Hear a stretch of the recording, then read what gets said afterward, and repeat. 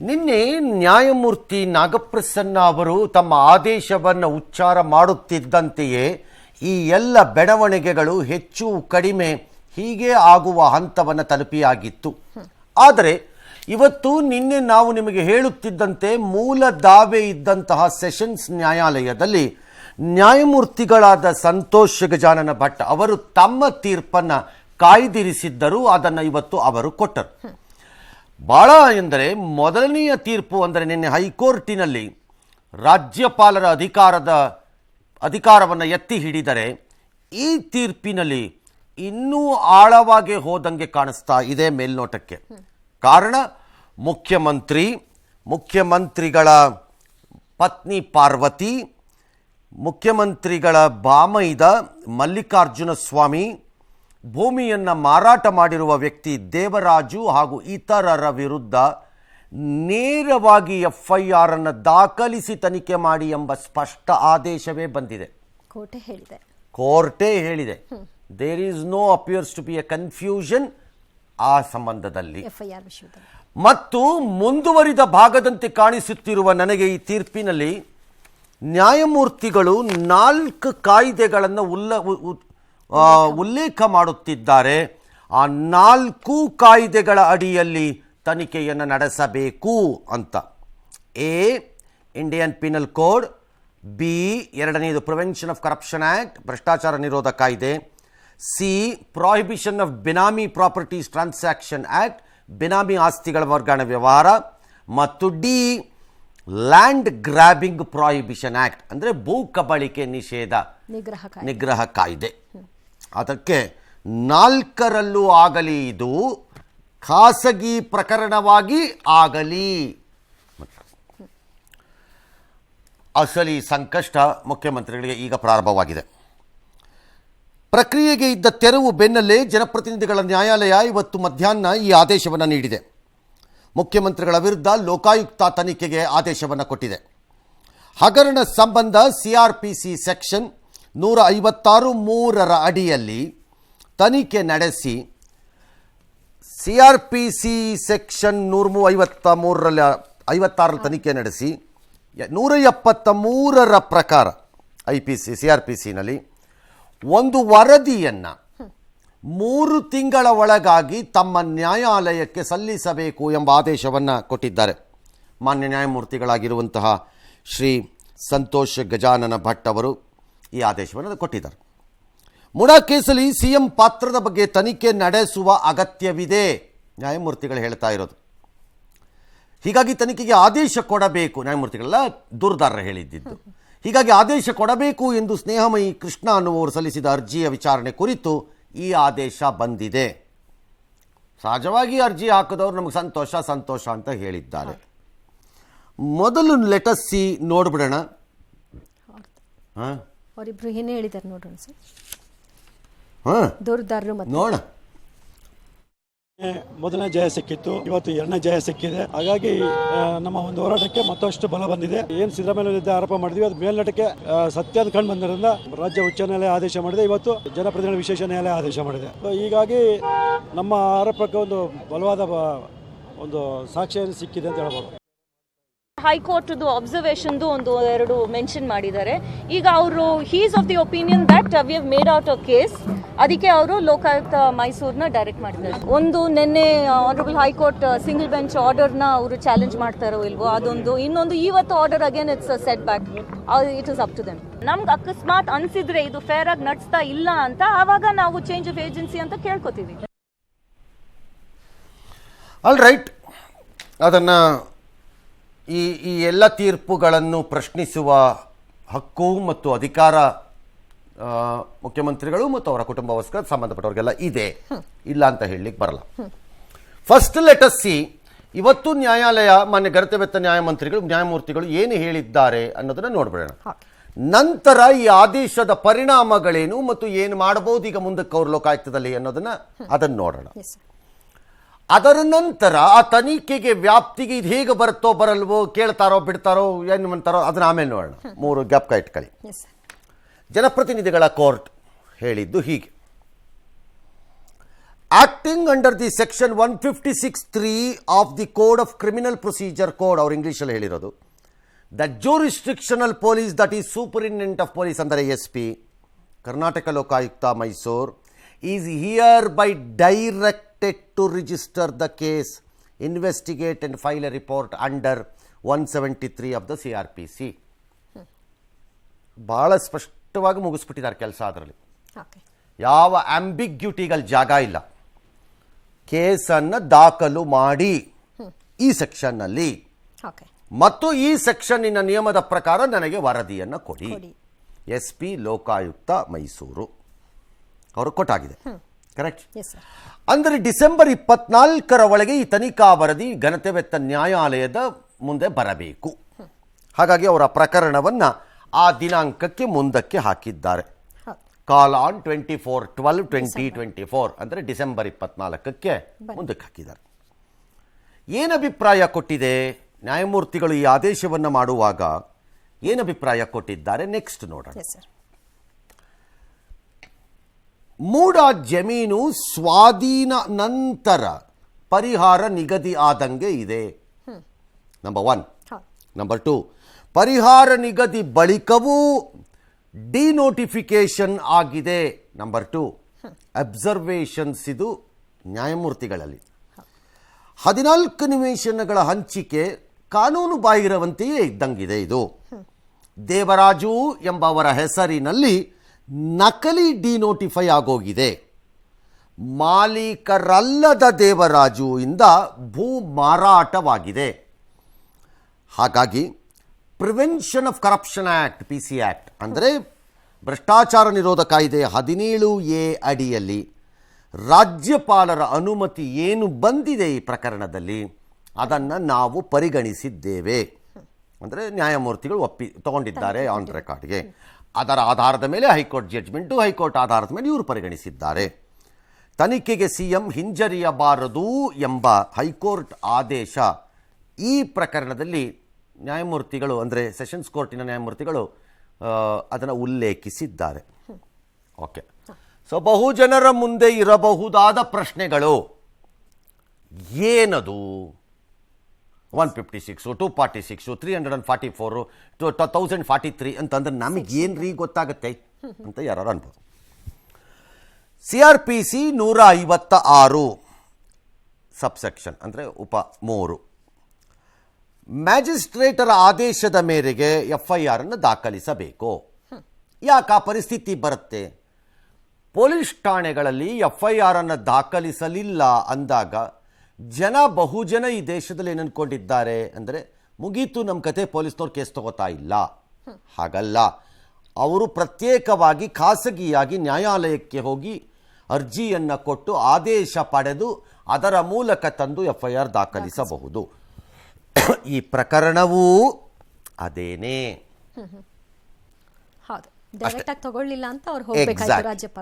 FIR ದಾಖಲಿಸಿಕೊಂಡು ತನಿಖೆಯನ್ನು ಮಾಡುವುದು ಆ ಅಧಿಕಾರಿಯ ಕರ್ತವ್ಯ. ಅಂದರೆ FIR ದಾಖಲಿಸಿದ ಕೂಡಲೇ ಆರೋಪಿ ಸ್ಥಾನದಲ್ಲಿ ನಿಲ್ಲಬಹುದಾದವರು ಅಪರಾಧಿಗಳಾಗುತ್ತಾರೆ ಅಂತ ಅಲ್ಲ. ನಾಳೆ ಬರಬಹುದಾದ ವರದಿಯಲ್ಲಿ ಇವರೆಲ್ಲರೂ ಅಪರಾಧಿಗಳೇ ಎಂಬ ವರದಿ ಬರುವುದು ಶತಸಿದ್ಧ ಅಂತ ನಾವು ಹೇಳಕ್ ಬರಲ್ಲ. ತನಿಖೆ ಆಗಬೇಕು. FIR ಆದಾಗ 90 ದಿನದಲ್ಲಿ ತನಿಖಾ ವರದಿಯನ್ನು ಸಲ್ಲಿಸಬೇಕು. ಬಂಧನ ತನಿಖಾಧಿಕಾರಿಗೆ ಬಿಟ್ಟದ್ದು. ನಾನು ನೆನ್ನೆ ಹೇಳಿದೆ, ಬಂಧಿಸಬೇಕು ಅಂದರೆ it is the prerogative of the investigation officer IO. ಅವ್ರು ಬೇಕಾದ್ರೆ ಬಂಧಿಸ್ಬೋದು, ಇಲ್ಲ ಒಂದು ಹೇಳಿಕೆ ತೆಗೆದುಕೊಳ್ಬೇಕು, ಅವರಿಗೆ ಕರೆಸ್ಬೋದು, ನೋಟಿಸ್ ಕೊಟ್ಟು ಅವರನ್ನ ವಿಚಾರಣೆಗೆ ಬರಮಾಡಿಕೊಳ್ಳಬಹುದು, ನಂತರ ಅವರ ಹೇಳಿಕೆಯನ್ನು ದಾಖಲಿಸಬಹುದು. ಇವರಿಗೆ ಕ್ವಶನ್ಸು ಪ್ರಶ್ನೆಗಳೇನಾರಿದ್ದರೆ ಆ ಪ್ರಶ್ನೆಗಳನ್ನು ಕೇಳಿ ಅವರಿಂದ ಉತ್ತರವನ್ನು ಅಥವಾ ಅವಶ್ಯಕತೆ ಮತ್ತು ಅಗತ್ಯತೆ ಕಾಣುವ ರೀತಿಯಲ್ಲಿ ದಾಖಲೆಗಳನ್ನು ಪಡ್ಕೊಳ್ಬಹುದು. ಅದಕ್ಕೆ ಮುಖ್ಯಮಂತ್ರಿಯ ಸ್ಥಾನ ಏನು ಅಡ್ಡಿ ಬರಲ್ಲ. ಕಾನೂನಲ್ಲಿ ಮುಖ್ಯಮಂತ್ರಿ ಬರಲ್ಲ, ಅದಲ್ಲಿ ಅದೇ ಮುಗಿದೋಯ್ತದೆ ಕತೆ. ಇದು ಒಂದು ಕಡೆ. ಹಾಗಾದ್ರೆ ಇದು ಮಾಡಿದ ಮೇಲೆ ನೀವು ಉಳಿದಿದ್ದ 4 ಏನದು? ಅದೇನದು ಹೊಸ ತಂದಿಟ್ಟಿದ್ದೀರಿಲ್ಲ ನೀವು ಯಾರುವೆ ಅಂದರೆ IPC ಭಾರತೀಯ ದಂಡ ಸಂಹಿತೆ ಈಗ ಅದಲ್ಲ, ಅದು BNSS ಆಗಿದೆ. ಆದರೆ ಇವರು IPC ಒಳಕ್ಕೆ ಹೋಗಿದ್ದಾರೆ. ಹೌದು. ಹೇಗೆ CRPC ಕೆಳಕ್ಕೆ ಅವರು 173 ವರದಿ ಕೇಳ್ತಿದ್ದಾರೋ ಮತ್ತು IPC 156 ತನಿಖೆ ನಡೆಯಲಿ FIR ಮಾಡಿ ಎಂದಿದ್ದಾರೋ ಹಾಗೆ ಇಲ್ಲೂ ಹೋಗಿದ್ದಾರೆ. ಯಾಕೆ ಹೋಗ್ತಾರೆ? ಹೊಸ ಕಾಯಿದೆ ಬಂದ್ಬಿಟ್ಟಿದೆ ಹೌದು, ಅದರ ಅನ್ವಯ ಹೋಗ್ಬೇಕಲ್ವಾ ಅಲ್ವಾ?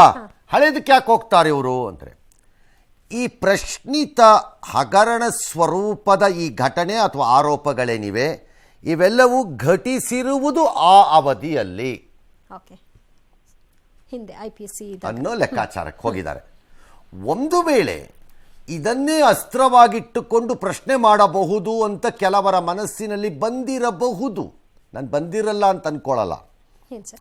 ಅದು BNSS ಮಾಡಬೇಕಾ, IPC ಮಾಡಿಸ್ಬೇಕಾ, CRPC ಮಾಡಿಸ್ಬೇಕಾ, ಎದ್ರಲ್ಲಿ ಮಾಡಿಸ್ಬೇಕಾ, ಹಿಂಗೆ ಯಾವ್ದ್ರಲ್ಲಿ ಮಾಡಬೇಕು ಕೇಳಬೇಕಲ್ವಾ ಅಂತ ಬಂದಿರಬಹುದು ಯಾರ್ದಾರು ತಲೆಗೆ. ನಾನು ಬಂದಿರಲ್ಲ ಅಂತ ಹೇಳೋಕ್ಕಾಗಲ್ಲ, ಯಾಕಂದರೆ ಲಾ ಮೈಂಡ್ಗಳು ಅದನ್ನು ಯೋಚನೆ ಮಾಡುತ್ತವೆ. ಅದರಿಂದ 3 ಆಣೆ ಗುಲಗಂಜಿಯಷ್ಟು ಪ್ರಯೋಜನವಿಲ್ಲ. Court can issue your clarification in no time.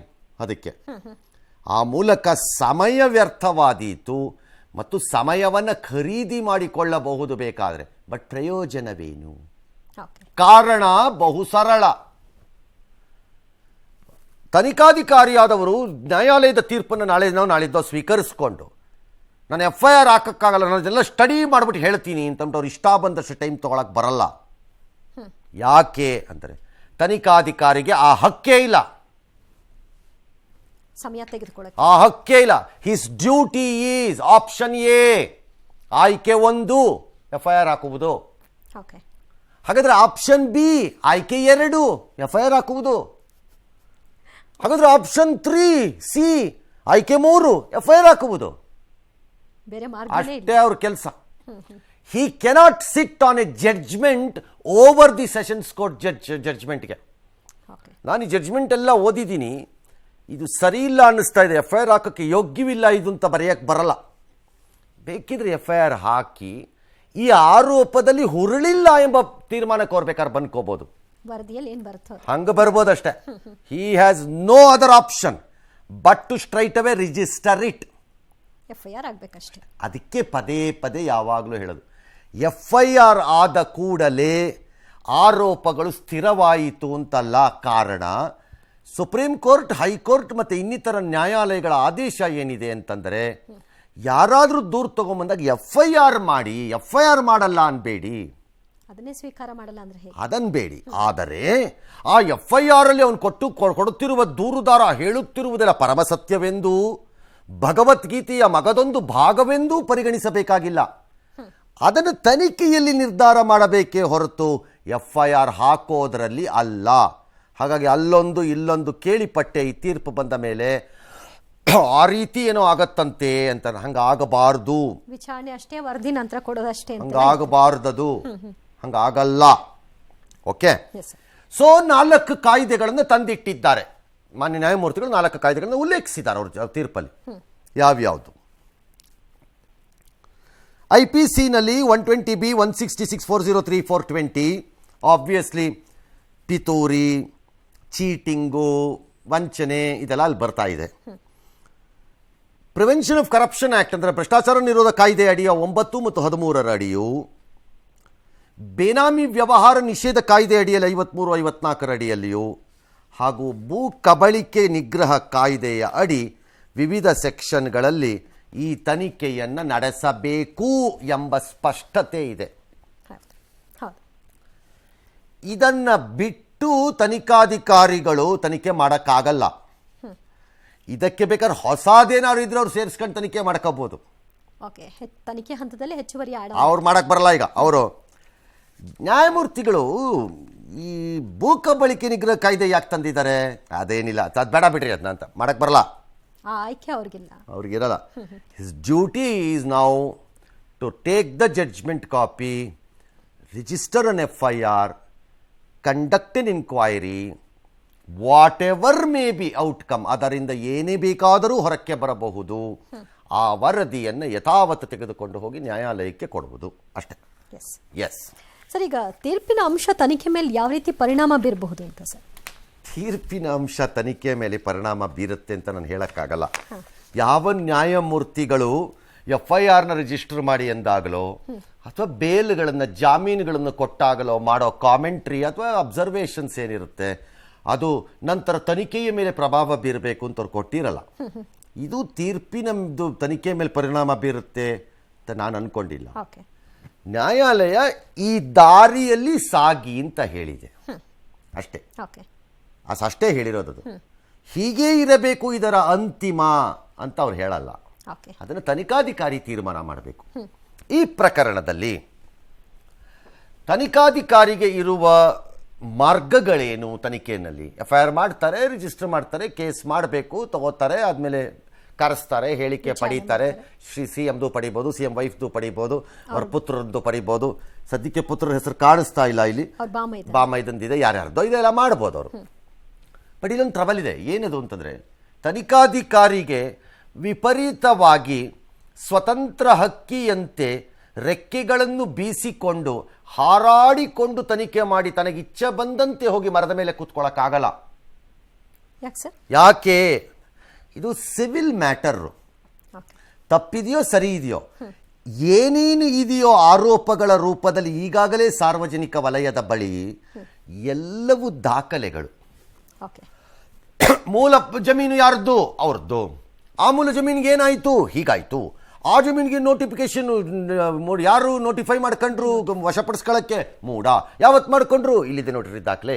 ಹೀಗೆ ಎಲ್ಲ ದಾಖಲೆಗಳು. ಅದರ ಆಮೇಲೆ ಯಾರು ಖರೀದಿ ಮಾಡಿದ್ರು? ಇವ್ರು ಖರೀದಿ ಮಾಡಿದ್ರು. ಅವ್ರು ಯಾರಿಗೆ ದಾನ ಕೊಟ್ಟರು? ಇವ್ರಿಗೆ ದಾನ ಕೊಟ್ಟರು. ಅವ್ರು ದಾನ ಕೊಟ್ಟವ್ರು ಏನು ಮಾಡಿದ್ರು? ಇಲ್ಲಿಗೆ ಅರ್ಜಿ ಹಾಕಿದ್ರು. ಎಲ್ಲ ದಾಖಲೆಗಳಿದು. If anybody tries to deviate from these documents, right or wrong, then they will be challenged and questioned. Okay, ಅದೇನೇ ತಿರ್ಚೋ ಪ್ರಯತ್ನ ಆದ್ರೂ ಆಗಲ್ಲ ಅದನ್ನು ಮಾಡೋಕ್ಕೆ. Because it's all basically civil matter. Criminal matter ಆದರೆ ಬೇರೆ ವಿಚಾರ. ಅದರಲ್ಲಿ ಸಾಕ್ಷಿ ಇಲ್ಲ ಅಂತನೋ, ಸಾಕ್ಷಿ ಇಲ್ಲ, ನಾನು ಪ್ರತ್ಯಕ್ಷದರ್ಶಿ ನಾನು ನೋಡಿಲ್ಲ ಅಂತ ಹೇಳ್ತಿದ್ದಾನೆ ಅಂತನೋ ಏನಾರು ಇರ್ಬೋದು ಅದರಲ್ಲಿ. ಇಲ್ಲ, ಹಂಗೆ ಆಗ್ಲಿಕ್ಕಾಗಲ್ಲ. ಹಾಗಾಗಿ ಆ ಕಾರ್ಯವನ್ನು ಅವರು ಮಾಡ್ತಾರೀಗ. ಎಸ್. ಓಕೆ, ಇನ್ನು ಸಿಎಂ ಸಿದ್ದರಾಮಯ್ಯಗೆ 14 ಸೈಟ್ಗಳಿಂದ ಲೋಕ ಸಂಕಷ್ಟ ಎದುರಾಗಿದೆ. ಜನಪ್ರತಿನಿಧಿಗಳ ಕೋರ್ಟ್ ಆದೇಶದ ಬೆನ್ನಲ್ಲೇ ಮುಂದೆ ಏನೆಲ್ಲ ಆಗಬಹುದು ಅನ್ನೋ ಚರ್ಚೆ ಕೂಡ ನಡೆದಿದೆ. ಕಾನೂನಾತ್ಮಕವಾಗಿ ಮುಂದಿನ ಸಾಧ್ಯಾಸಾಧ್ಯತೆಗಳೇನು ಅಂತ ನೋಡೋಣ. ಈ ಪ್ರಕರಣದಲ್ಲಿ ಬಹು ಜನರಿಗೆ ಈಗ ಆಸಕ್ತಿ, ರಾಜಕಾರಣಿಗಳು ಹಾಗೂ ಶ್ರೀಸಾಮಾನ್ಯರು ಇಬ್ಬರಿಗೂ ಬಹು ಆಸಕ್ತಿ. 100ರಲ್ಲಿ 80 ರೂಪಾಯಿನಷ್ಟು ಆಸಕ್ತಿ ಇರುವುದು ರಾಜಕೀಯವಾಗಿ ಏನಾದೀತು ಅಂತ. ಎಲ್ಲರಿಗೂ ಆಸಕ್ತಿ ಅಲ್ಲಿದೆ. 20 ರೂಪಾಯಿ ಅಷ್ಟು ಆಸಕ್ತಿ ಈ ಕಡೆ ಇದೆ ಅಷ್ಟೇ. ಕಾನೂನು ಪ್ರಕಾರದಲ್ಲಿದೆ. 80 ರೂಪಾಯಿ ಆಸಕ್ತಿ ಆ ಕಡೆಗೆ ಇರೋದು. ಅಲ್ಲ, ಆಮೇಲೆ ನೋಡೋಣ ರಾಜಕೀಯ ಆಸಕ್ತಿ. ಕೇಳಿ, ಮುಡ ಅಕ್ರಮದ ಮುಂದೆ ಏನು? ಏನಿಲ್ಲ, ಮುಂದೆ ತನಿಖೆ ಆಗತ್ತೆ, ಆಗಬೇಕು. ಅನ್ಲೆಸ್ ಇಲ್ಲೊಂದು ಶರ ಇದೆ. ಯಾವಾಗ ಈ ತನಿಖೆ ನಿಲ್ಲಬಹುದು ತಾತ್ಕಾಲಿಕವಾಗಿ ಅಂದರೆ ಮೇ ಬಿ ಪರ್ಮನೆಂಟ್ಲಿ, ಗೊತ್ತಿಲ್ಲ. ಅಂದರೆ ಇಲ್ಲ ಹೈಕೋರ್ಟಿನ ವಿಭಾಗೀಯ ಪೀಠ ಅಥವಾ ಸುಪ್ರೀಂ ಕೋರ್ಟ್ ಯಾರು ಒಬ್ಬರು ಸ್ಟೇ ಕೊಟ್ಟರೆ, ಅಥವಾ ಪರ್ಮನೆಂಟ್ಲಿ ಹೇಗೆ ಸಾರ್ FIRನ ಹಾಕಿರೋದೇ ತಪ್ಪು, ಅದನ್ನು ಸ್ಕ್ವಾಶ್ ಮಾಡಬೇಕು ಅಂತ ಅವ್ರೇನಾದ್ರು ನ್ಯಾಯಾಲಯಕ್ಕೋ ಹೋಗಿ ನ್ಯಾಯಾಲಯಗಳು ಹೌದು ಇದು FIR ರಾಂಗು ಅಂತ ಸ್ಕ್ವಾಶ್ ಮಾಡಿದ್ರೆ ಆಗ ನಿಲ್ಲತ್ತಷ್ಟೆ. ಈಗ ತನಿಖೆ ನಾವು ಫೇಸ್ ಮಾಡ್ತೀವಿ ಹೆದರಲ್ಲ ಅಂತ ಅಂದಿದ್ರಿಂದ ಅವ್ರು ಸ್ಕ್ವಾಶ್ ಮಾಡೋದಕ್ಕೆ ಕೋರುವಂಥ ಪ್ರಶ್ನೆ ಬರುತ್ತಾ ಸರ್? ಬರಲ್ಲ ಅಂತ ನಾನು ಹೇಳಲ್ಲ. ನೀವು ಕೇಳುತ್ತಿರುವುದು ಸಾಮಾನ್ಯ ಪ್ರಶ್ನೆ. ಹೌದು. ಬಟ್ ಕಾನೂನಾತ್ಮಕವಾಗಿ ಅವ್ರಿಗೆ ಅವಕಾಶ ಇದೆ, ಅಷ್ಟು ಮಾತ್ರ ಹೇಳಬಲ್ಲೆ. ನೀವು ಕೇಳ್ತಿರೋದು ಸಾಮಾನ್ಯವಾದ ಪ್ರಶ್ನೆ. ನಾನು ತನಿಖೆಗೆ ಎದುರ್ಕೊಳ್ಳಲ್ಲ, ಯಾವ ತನಿಖೆ ಬೇಕಾದ್ರೂ ಎದುರಿಸ್ತೀನಿ ಇನ್ನೋರು, ಅದನ್ನ ಯಾಕೆ ಪ್ರಶ್ನೆ ಮಾಡಬೇಕು ಅಂತ ಸಾಮಾನ್ಯವಾದ ಪ್ರಶ್ನೆ. ಬಟ್ ಕಾನೂನಲ್ಲಿ ಅವ್ರಿಗೆ ಅವಕಾಶ ಅಂತೂ ಇದೆ. ನನ್ನ ಮೇಲೆ ಪಿತೂರಿ ಮಾಡಿ ಇಂತಹದ್ದನ್ನು ಸೃಷ್ಟಿ ಮಾಡಿದ್ದಾರೆ, ಹಾಗಾಗಿ ಆ FIR ರಾಂಗು ಅಂತ ಅವ್ರು ಹೋಗ್ಬೋದೇನೋ. ಕೋರ್ಟ್ ಏನೆಲ್ಲ ತಗೋತಿಲ್ಲ, ಆಗ ಸ್ಕ್ವಾಶ್ ಆದ್ರೆ ಹೋಗತ್ತೆಯೇ ಹೊರತು ಇಲ್ಲಿ ಸುಪ್ರೀಂ ಕೋರ್ಟ್ ನಾಳೆ ಅರ್ಜಿ ತಗೊಂಡು ಆಲ್ ರೈಟ್ ನಾವು ಇದನ್ನು ತೀರ್ಮಾನ ಮಾಡೋವರೆಗೂ ಲೋಯರ್ ಕೋರ್ಟಿನ ಆದೇಶ ಅಂದರೆ ಮಾನ್ಯ ಸೆಷನ್ಸ್ ನ್ಯಾಯಾಧೀಶರು ಏನು ಕೊಟ್ಟಿದ್ದಾರೆ ಆದೇಶ, ಅದರ ಮೇಲೆ ಆಗಿರೋ ಎಲ್ಲ ಕ್ರಮಗಳನ್ನು ಮುಂದುವರಿಸಬೇಡಿ, ಹಾಲ್ಟ್ ಮಾಡ್ಕೊಳ್ಳಿ ಎಲ್ಲ ಅಂತಲೂ ಹೇಳ್ಬೋದು ಬೇಕಾದ್ರೆ. ಅದು ಎರಡು ಬಿಟ್ಟರೆ ಇನ್ನು ತನಿಖೆ ನಿಲ್ಲಲಿಕ್ಕೆ ಎಲ್ಲೂ ಜಾಗ ಇಲ್ಲ. ಇಲ್ಲಿ 2 ಪ್ರತ್ಯೇಕ ಮೇಲ್ಮನವಿ ಹೋಗ್ಬೇಕಾಗತ್ತೆ ಸರ್. ಹೈಕೋರ್ಟ್ ಅಲ್ಲಿ ಒಂದು, ಈಗ ಸೆಷನ್ಸ್ ಕೋರ್ಟ್ ಅಲ್ಲಿ. ಇಲ್ಲಿ ಫ್ಯಾಮಿಲಿನೂ ಇನ್ವಾಲ್ವ್ ಆಗಿರೋದ್ರಿಂದ ಹಾಗಂದ್ರೆ ಈಗ ಮೇಲ್ಮನವಿ ಹೋಗ್ತಾರೆ ಅನ್ನೋದಾದ್ರೆ ಎರಡು ಆದೇಶ ಇದೆಯಲ್ಲ ಸರ್, ಈಗ ಹೈಕೋರ್ಟ್ ಒಂದು ಆದೇಶ, ಸೆಷನ್ಸ್ ಕೋರ್ಟ್ ಒಂದು ಆದೇಶ. ಹೈಕೋರ್ಟ್ ಆದೇಶ ಮುಗೀತೀಗ ಹೆಚ್ಚು ಕಡಿಮೆ. ಓಕೆ, ನಾಳೆ FIR ಆಗ್ಬಿಟ್ರೆ FIR ನ ಸ್ಕ್ವಾಶಿಂಗ್ ಕೇಳಬೇಕು, ಇಲ್ದ್ರೆ ಅದನ್ನ ತನಿಖೆಗೆ ತಡೆ ಕೊಡಿ ಅಂತ ಕೇಳಕ್ ಹೋಗ್ಬೇಕು ಅಷ್ಟೇ. ಇನ್ನು ಅದನ್ನ ಬಿಟ್ಟು ಇನ್ನೇನಿಲ್ಲ. ಇನ್ನು ಮೂಲ ಪ್ರಶ್ನೆ ತೆಗೆದುಕೊಂಡು ರಾಜ್ಯಪಾಲರಿಗೆ ಈಗಲೂ ಅಧಿಕಾರ ಇಲ್ಲ ಅನ್ನೋ ಪ್ರಶ್ನೆ ತಗೊಂಡ್ಬೇಕಾದ್ರೆ ಸುಪ್ರೀಂ ಕೋರ್ಟ್ ಮುಂದೆ ಹೋಗ್ಬೋದು. ಮೂಲ ಪ್ರಶ್ನೆ ವಿಚ್ ಇಸ್ ಹೈಕೋರ್ಟ್ ಹೋಗ್ಬೋದು. ಇನ್ನು ಕೋರ್ಟ್ ಆದೇಶದ ಮೇಲೆ ತನಿಖಾಧಿಕಾರಿ ನೇಮಕ ತಲುಪಿದ ನಂತರ ಅಂತಿದೆ. ನೇಮಕ ಏನಿಲ್ಲ, ABCD ಅಲ್ಲ, SP ಲೋಕಾಯುಕ್ತ ಮೈಸೂರು ತನಿಖಾಧಿಕಾರಿ, ಮುಗೀತು ಇದ್ರ ಕತೆ. ಅವರೇ ಹೇಳ್ಬಿಟ್ಟಿದ್ದಾರೆ ಇಲ್ಲೇ ಆಗ್ಬೇಕು, ನೀವಿನ್ಯಾರು ಏನು ಅಪಾಯಿಂಟ್ಮೆಂಟ್ ಮಾಡಕ್ ಬರಲ್ಲ. ಅದನ್ನ ಇಲ್ಲೋ ಅಲ್ಲೋ ಅಂತ ನಿಮ್ಗೆ ಬೇಕಾದ್ರೆ ಟ್ರಾನ್ಸ್ಫರ್ ಮಾಡ್ಕೋಬಹುದು. ಆಫೀಸರ್ ಸರಿ ಇಲ್ಲ ಬೇರೆ ಆಫೀಸರ್ ಆಗ್ತಾ ಇದೀವಿ ಅಂತ ಹಾಕ್ಬೋದು. ಹಾಕಿದ್ರೆ ಅದೊಂದು ದೊಡ್ಡ ಸಮಸ್ಯೆ ಆಗುತ್ತೆ ಆಮೇಲೆ. ಹಂಗಾಗಿ ಅದೇನು ದೊಡ್ಡದಲ್ಲ. FIR ಆಗತ್ತೆ ಬಿದ್ದರೆ ವಿಚಾರಣೆ ಮಾಡ್ಬೋದು. ವರದಿ ಸಲ್ಲಿಸುವುದಕ್ಕೆ ಮಾತ್ರ ಈ ತನಿಖೆ ಸೀಮಿತ. ಅಂದರೆ ವರದಿಯನ್ನು ನ್ಯಾಯಮೂರ್ತಿಗಳಿಗೆ ಸಲ್ಲಿಸಬೇಕು. ಅವರು ಸಲ್ಲಿಸಿದ್ಮೇಲೆ ನ್ಯಾಯಾಲಯ ಏನು ಜಡ್ಜ್ಮೆಂಟ್ ಕೊಡುತ್ತೋ ಆ ಪ್ರಕಾರ ನಡೆಯುತ್ತೆ. ಎಸ್. ಇನ್ನು ಸರ್, ಲೋಕಾಯುಕ್ತದಲ್ಲಿ ಮುಂದೇನು ಅನ್ನೋದ್ರ ಬಗ್ಗೆ ಆಮೇಲೆ ಹೇಳ್ತೀನಿ ಅಂತ ಹೇಳ್ತಾ ಇದ್ರಿ ಸರ್ ನೀವು. ಲೋಕಾಯುಕ್ತದಲ್ಲಿ ಮುಂದೆ ಹೇಳ್ಬಿಟ್ವಿ, ತನಿಖೆ ವ್ಯಾಪ್ತಿ ಇಲ್ಲ ಅಲ್ಲ ಹೇಗೆ ಅನ್ನೋದ್ರ ಬಗ್ಗೆ ಹೇಳ್ತಿದ್ರಿ. ಅದೇ BNSS ತನಿಖೆ ವ್ಯಾಪ್ತಿ ಇಲ್ಲ ಅಂತ ಇವರು ಅನ್ಕೊಂಡಿದ್ದಾರೆ ಕೆಲವರು. ಇನ್ನು ಕೆಲವರು ಮಧ್ಯಾಹ್ನದ ವಾದ ಏನಿತ್ತು ಅಂದರೆ ಅದು ವರದಿ ಕೇಳಿರೋದ್ರಿಂದ FIR ಬೇಕಿಲ್ಲ, ಹಾಗೆ ಪ್ರಿಲಿಮಿನರಿ ತನಿಖೆ ಮಾಡಿಬಿಡ್ಬೋದೇನೋ ಅಂತೆಲ್ಲ ಅಂತಿದ್ರು. ಆ ಸಮಯ ಮೀರ್ಬಿಟ್ಟಿದೆ. Because there is a clear order. ಇಲ್ಲಿ they are directed to register the case and investigate and proceed. ಹಾಗಾಗಿ ಅದು ಜಾಗ ಇಲ್ಲ ಅಲ್ಲಿ. ಈಗಿನ ಉಳ್ಕೊಂಡಿರೋದು ಇಷ್ಟೇ, ಲೋಕಾಯುಕ್ತ ಆರೋಪಿ ಅಂತಂದರೆ ಮುಖ್ಯಮಂತ್ರಿ ಅವರ ಕುಟುಂಬದಲ್ಲಿ ಯಾರಿದ್ದಾರೆ ಅವ್ರು ಏನು ಮಾಡ್ತಾರೆ ಅನ್ನೋದ್ರ ಬಗ್ಗೆ ತಲೆ ಕೆಡಿಸ್ಕೊಳ್ಬಾರ್ದು. ನಾನೇನು ಮಾಡಬೇಕು ಅನ್ನೋದನ್ನು ತಲೆ ಕೆಡಿಸ್ಕೋಬೇಕು. ನಾನು ಮಾಡಬೇಕಾಗಿರೋದು ನ್ಯಾಯಾಲಯದ ಆದೇಶದ ಪ್ರಕಾರ ಕೇಸ್ ತಗೋತಾ ಇದ್ದೀನಿ, FIR ಆಗುತ್ತೆ, ನಾನು ಇನ್ವೆಸ್ಟಿಗೇಟ್ ಮಾಡ್ತೀನಿ ಅಷ್ಟೇ. ಮತ್ತೆ ನ್ಯಾಯಾಲಯ ಮಧ್ಯಪ್ರವೇಶ ಮಾಡಿ ತಡೆ ಕೊಟ್ಟರೆ ಬೇರೆ ವಿಚಾರ. ಅಷ್ಟೇ ಈಗ ಉಳ್ಕೊಂಡಿರೋ ದಾರಿ ಸದ್ಯಕ್ಕೆ. ನಾಳೆ ಏನು ಬೇಕಾದ್ರೂ ಬದಲಾಗ್ಬೋದು. ಆ ಸನ್ನಿವೇಶಗಳಿದೆ ಅಲ್ಲ, ನ್ಯಾಯಮೂರ್ತಿ ಕೋರ್ಟ್ಗಳು ಏನು ಹೇಳುತ್ತೋ ಅದ್ರ ಪ್ರಕಾರ ಆಗುತ್ತೆ.